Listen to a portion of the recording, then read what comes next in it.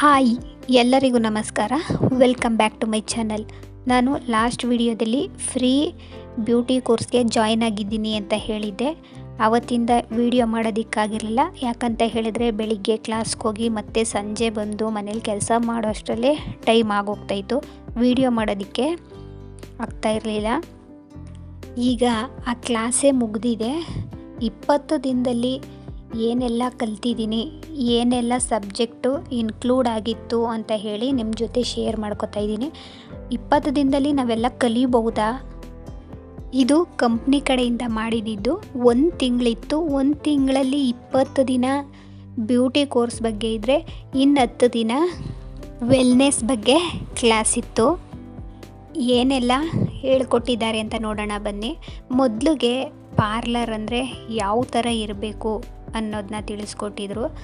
Beauty parlour ಅಂತ ಹೇಳಿದ್ರೆ first ಮೈಂಡಿಗೆ ಬರೋದು ಥ್ರೆಡ್ಡಿಂಗ್, ಅಂದರೆ ಐಬ್ರೋ ಮಾಡೋದು. ಅದ್ರ ಬಗ್ಗೆ ಅಂದರೆ ಬೆಳಿಗ್ಗೆ ಕ್ಲಾಸ್ ಮಾಡ್ತಿದ್ರೆ ಮಧ್ಯಾಹ್ನ ಸ್ವಲ್ಪ ಪ್ರಾಕ್ಟೀಸಿಗೆ ಬಿಡ್ತಿದ್ರು. ಸ್ವಲ್ಪ ಬೇಗನೆ ಮುಗಿಸಿದ್ರು. ತುಂಬ ಚೆನ್ನಾಗಿ ಹೇಳಿಕೊಟ್ರು. ಅಡ್ವಾನ್ಸ್ ಲೆವೆಲಲ್ಲೇ ಹೇಳಿಕೊಟ್ರು. ಆದರೆ ಅವ್ರಿಗೆ ಇದ್ದಿದ್ದ ಟೈಮೇ ಅಷ್ಟು ಟೈಮಲ್ಲಿ ಅವರು ಎಲ್ಲ ಅಂದರೆ ಏನೇನು ಟಾಪಿಕ್ ಇನ್ಕ್ಲೂಡ್ ಆಗಿತ್ತೋ ಅದನ್ನೆಲ್ಲ ಮುಗಿಸ್ಕೊಡ್ಲೇಬೇಕಾಗಿತ್ತು. ಹಾಗಾಗಿ ಸ್ವಲ್ಪ ಬೇಗ ಮಾಡಿದ್ರು. ಪ್ರಾಕ್ಟೀಸ್ ಮಾಡೋದಕ್ಕೆ ತುಂಬ ಟೈಮ್ ಕಡಿಮೆ ಇತ್ತು.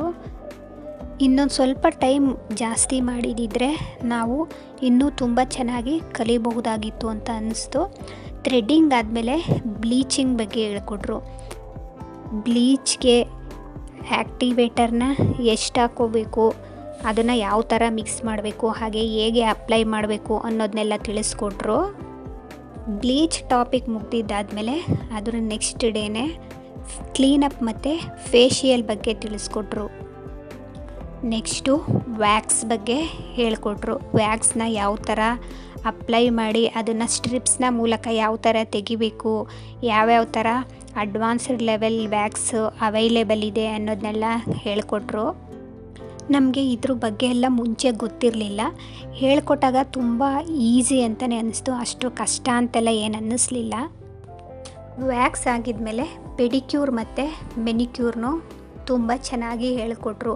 ಹಾಗೆ ನಾವು ಮನೆಯಲ್ಲೇ ಯಾವ ಥರ ಮಾಡ್ಕೋಬೋದು ಅಥವಾ ಪಾರ್ಲರ್ನಲ್ಲಿ ಮಾಡೋದಾದರೆ ಯಾವ ಥರ ಪ್ರಾಡಕ್ಟ್ಸ್ನ ಯೂಸ್ ಮಾಡಬೇಕು ಅನ್ನೋದನ್ನೆಲ್ಲ ತಿಳಿಸ್ಕೊಟ್ರು. ಅದಾಗಿದ್ಮೇಲೆ ಡ್ಯಾಂಡ್ರಫ್ ಟ್ರೀಟ್ಮೆಂಟ್ ಬಗ್ಗೆ ಹೇಳಿಕೊಟ್ರು.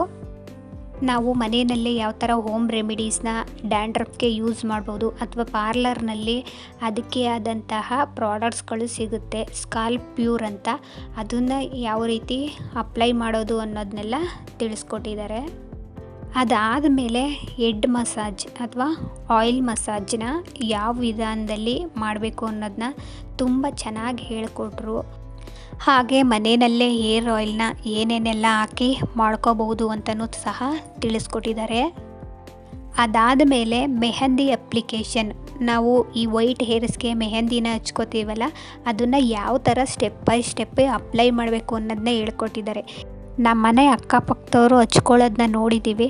ಆ್ಯಕ್ಚುಲಿ ಪ್ರೊಸೀಜರು ಆ ಥರ ಅಲ್ಲ, ಇದಕ್ಕೆ ಬೇರೆ ಪ್ರೊಸೀಜರ್ ಇದೆ ಮೆಹಂದಿನ ಅಪ್ಲಿಕೇಶನ್ ಮಾಡೋದಕ್ಕೆ. ಈ ಥರ ಹಚ್ಕೊಂಡ್ರೆ ಈಸಿಯಾಗಿ ಏರ್ ವಾಶ್ ಮಾಡ್ಕೋಬೋದು.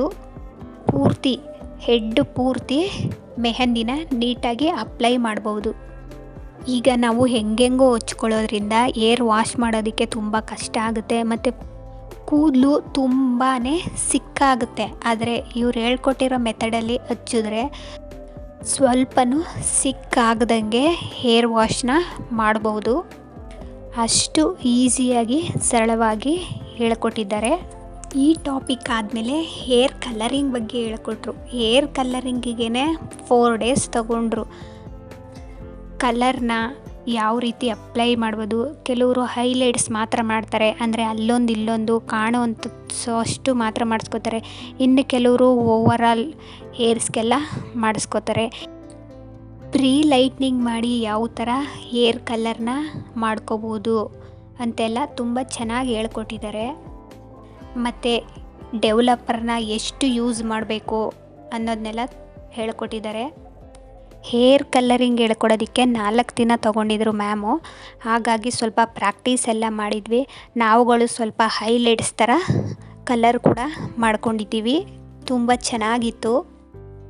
ಮತ್ತು ಗ್ರೇ ಹೇರ್ನ ಕವರ್ ಮಾಡೋದಕ್ಕೆ ಯಾವ ಥರ ಕಲರ್ಸ್ನ ಯೂಸ್ ಮಾಡಬೇಕು, ಕಲರ್ಸ್ನೆಲ್ಲ ಯಾವ ಥರ ಪ್ರನೌನ್ಸ್ ಮಾಡಬೇಕು, ಯಾವ ಥರ ಕಲ್ಲರ್ನ ಹಾಕಿದ್ರೆ ಯಾವ ಥರ ಕಲ್ಲರು ರಿಫ್ಲೆಕ್ಟ್ ಆಗುತ್ತೆ ಅನ್ನೋದನ್ನೆಲ್ಲ ತುಂಬ ಚೆನ್ನಾಗಿ ಹೇಳ್ಕೊಟ್ರು. ಅದಾಗಿದ್ಮೇಲೆ ನೇಲ್ ಆರ್ಟ್ ಬಗ್ಗೆ ಬೇಸಿಕ್ ಮಾತ್ರ ಹೇಳಿಕೊಟ್ರು.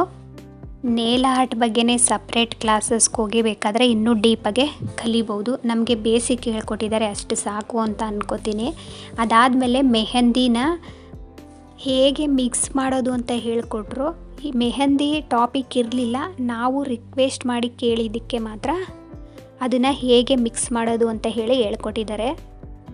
ಇಲ್ಲಿ ತನಕ ಪರವಾಗಿಲ್ಲ, ತುಂಬ ಚೆನ್ನಾಗಿ ಹೇಳ್ಕೊಟ್ರು.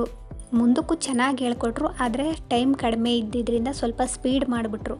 ಹೇರ್ ಕಟ್ಟು, ಎಷ್ಟು ಥರ ಹೇರ್ ಕಟ್ಟಿದೆ, ಮತ್ತು ಸ್ಟೈಲಿಂಗ್ ಟೂಲ್ಸು, ಕ್ರಿಂಪಿಂಗ್ ಆಗಿರ್ಬೋದು, ಸ್ಟ್ರೇಟ್ನಿಂಗ್ ಆಗಿರ್ಬೋದು, ಬ್ಲೋ ಡ್ರೈಯರ್ ಆಗಿರ್ಬೋದು, ಇದನ್ನೆಲ್ಲ ಯಾವ ರೀತಿ ಯೂಸ್ ಮಾಡ್ಬೋದು ಅಂತಲೂ ಸಹ ಹೇಳ್ಕೊಟ್ಟಿದ್ದಾರೆ. ಹಾಗೆ ಕರ್ಲರ್ನಲ್ಲಿ ಡಿಫ್ರೆಂಟ್ ಟಾಂಗ್ಸ್ ಬರುತ್ತೆ, ಅದನ್ನೆಲ್ಲ ಹೇಗೆ ಯೂಸ್ ಮಾಡೋದು ಅಂತ ಎಲ್ಲ ಹೇಳ್ಕೊಟ್ರು. ಅದಾದಮೇಲೆ ನಾವು ತುಂಬ ಎಕ್ಸೈಟಾಗಿಂದ ಕಾಯ್ತಾ ಇದ್ದಿದ್ದೆ ಸ್ಯಾರಿ ಡ್ರ್ಯಾಪಿಂಗು, ಮೇಕಪ್ಪು ಮತ್ತು ಹೇರ್ ಸ್ಟೈಲು.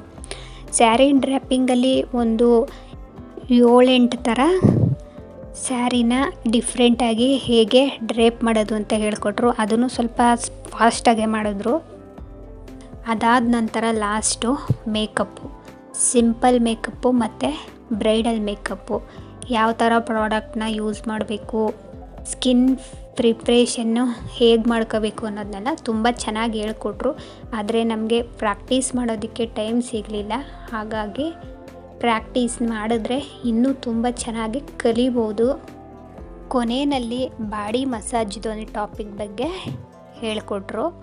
ಥಿಯರಿ ಹೇಳ್ಕೊಟ್ರು ಹೇಗೆ ಮಾಡಬೇಕು ಅಂತ ಹೇಳಿ, ಪ್ರಾಕ್ಟಿಕಲ್ಲಾಗೆಲ್ಲ ಮಾಡಿ ತೋರಿಸೋದಕ್ಕಾಗಲಿಲ್ಲ.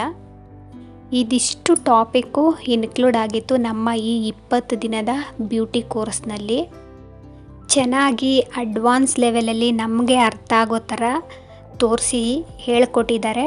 ನಾವು ಅದನ್ನು ನೋಡಿ ಕಲ್ತಿದ್ದೀವಿ, ಆದರೆ ನೋಡಿ ಕಲಿಯೋದಕ್ಕೂ ಪ್ರಾಕ್ಟೀಸ್ ಮಾಡಿ ಕಲಿಯೋದಕ್ಕೂ ತುಂಬಾ ವ್ಯತ್ಯಾಸ ಇದೆ. ಪ್ರಾಕ್ಟೀಸ್ ಮಾಡಿದ್ದೀವಿ, ಮಾಡಿಲ್ಲ ಅಂತ ಅಲ್ಲ, ಜಾಸ್ತಿ ಪ್ರಾಕ್ಟೀಸ್ ಮಾಡಿದ್ರೆ ಇನ್ನೂ ಚೆನ್ನಾಗಿರುತ್ತೆ. ಹಾಗಾಗಿ ಕಲ್ತಿದ್ದೀವಿ ಅಂತ ಹೇಳಿ ಮನೆಯಲ್ಲೇ ಸ್ವಲ್ಪ ಪ್ರಾಕ್ಟೀಸ್ ಮಾಡ್ತಾಯಿದ್ರೆ ಇನ್ನೂ ಚೆನ್ನಾಗಿ ಕಲಿಬೋದು. ಅವರು ಹೇಳಿದ್ದನ್ನು ನಾವು ಈ ಥರ ಒಂದು ಪ್ರಾಕ್ಟಿಕಲ್ ಬುಕ್ನ ಇಟ್ಟು ಅವ್ರು ಏನೇನು ಟಾಪಿಕ್ನ ಯಾವ್ಯಾವ ರೀತಿ ಮಾಡಬೇಕು ಅಂತ ಎಲ್ಲ ಹೇಳ್ಕೊಟ್ಟಿದ್ರು, ಇದನ್ನು ನಮ್ಗೆ ಅರ್ಥ ಆಗೋ ರೀತಿಯಲ್ಲಿ ನಾವು ಬರ್ಕೊಂಡಿದ್ದೀವಿ. ಫುಲ್ ಒಂದು ರೆಕಾರ್ಡ್ ಬುಕ್ಕೇ ಖಾಲಿಯಾಗಿದೆ. ಲಾಸ್ಟಲ್ಲಿ ಇನ್ನೊಂದು 5-6 ಪೇಜ್ ಉಳಿದಿದೆ ಅಷ್ಟೇ. ಪಿಕ್ಚರ್ಗಳನ್ನ ಮಾಮೂಲಿ ಗೂಗಲಲ್ಲೇ ಫೋಟೋಸ್ನ ತಕ್ಕೊಂಡು ಜೆರಾಕ್ಸ್ ಮಾಡಿ ಅಂಟಿಸ್ಕೊಂಡಿದ್ದೀವಿ. ಆದರೂ ಕ್ಲಾಸಸ್ಸು ತುಂಬ ಬೇಗನೆ ಮುಗ್ದೋಯ್ತು. 20 ದಿನ ಈ ಕ್ಲಾಸ್ಗೆ ಹೋಗಿದ್ದೀವಿ ಅಂತಲೇ ಗೊತ್ತಾಗಲಿಲ್ಲ, ಎಲ್ಲೋ ಒಂದು ವಾರದಲ್ಲೇ ಮುಗ್ದೋಯ್ತೇನೋ ಅಂತ ಅನ್ನಿಸ್ತು. ಅಷ್ಟು ಚೆನ್ನಾಗಿ ಹೇಳ್ಕೊಟ್ರು ಪಾಪ. ಅವ್ರಿಗೆ ಕೊಟ್ಟಿದ್ದಂಥ ಟೈಮಲ್ಲಿ ಅವರು ಹೇಳ್ಕೊಟ್ರು. ನಾವು ಈಗ ಪ್ರಾಕ್ಟೀಸ್ ಮಾಡಿ ಇನ್ನೂ ಚೆನ್ನಾಗಿ ಕಲಿಬೇಕು ಅಷ್ಟೇ. ಇವತ್ತಿನ ವಿಡಿಯೋ ಇದಾಗಿತ್ತು. ಈ ವಿಡಿಯೋ ನಿಮಗೆ ಇಷ್ಟ ಆಗಿದರೆ ಪ್ಲೀಸ್ ಲೈಕ್ ಮಾಡಿ, ಶೇರ್ ಮಾಡಿ, ಸಬ್ಸ್ಕ್ರೈಬ್ ಮಾಡಿಕೊಂಡು ನನ್ನ ಚಾನಲ್ಗೆ ಸಪೋರ್ಟ್ ಮಾಡಿ. Thank you for watching.